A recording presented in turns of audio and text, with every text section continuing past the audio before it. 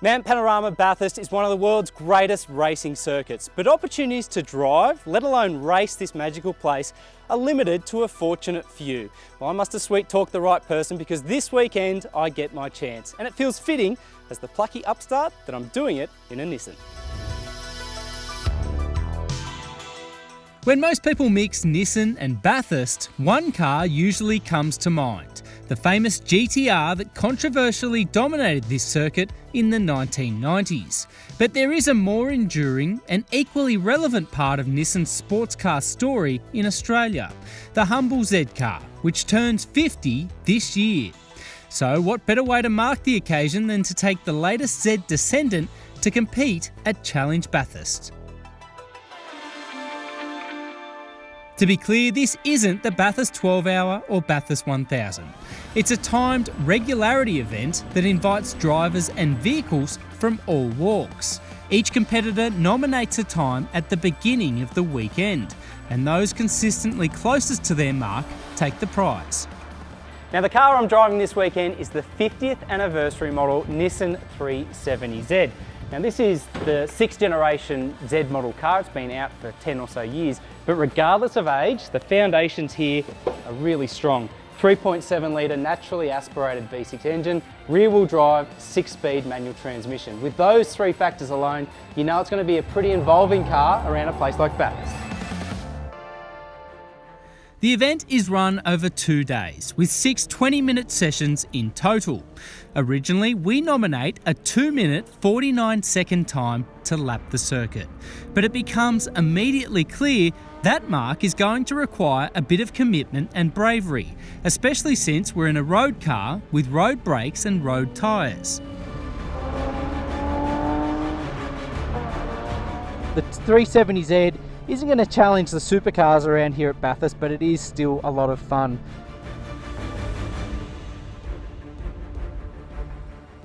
Naturally aspirated V6, revs to 7.5 grand, hydraulic steering, 6-speed manual.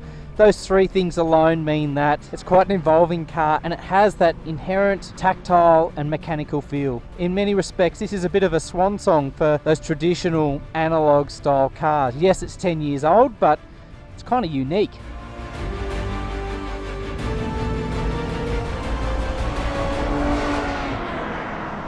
There's so much to think about. You're never truly relaxed. And the thing I probably didn't consider enough in the lead up to this weekend is that 49 other cars around you is a lot of variable. So I'm enjoying every second of it, but you have to be on your toes.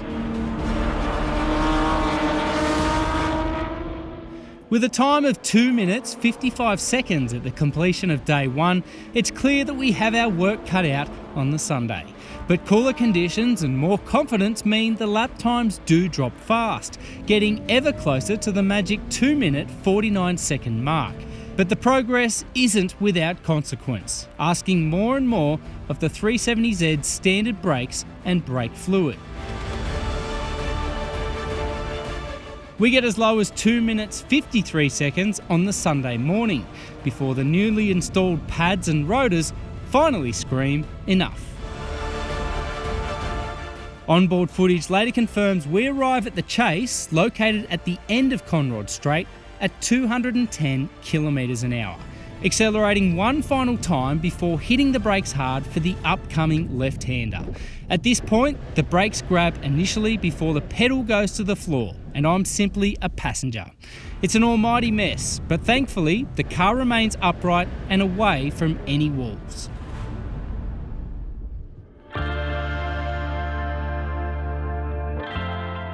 Okay, so first things first, what's it like arriving at the chase north of 200 k's an hour to find out you've got no brakes? It's terrifying. I'd be lying if it was anything different, but that's the mystique, the aura of Bathurst. So many people talk about it, but it's true. And even the fact that this weekend is called Challenge Bathurst, I think it's perfect because it's a challenge for both man and machine. We've turned up in a stock road car with stock brakes, stock tyres, stock everything, and we've still managed to have a blast. And importantly, we've come away in one piece. This weekend has been simply unforgettable.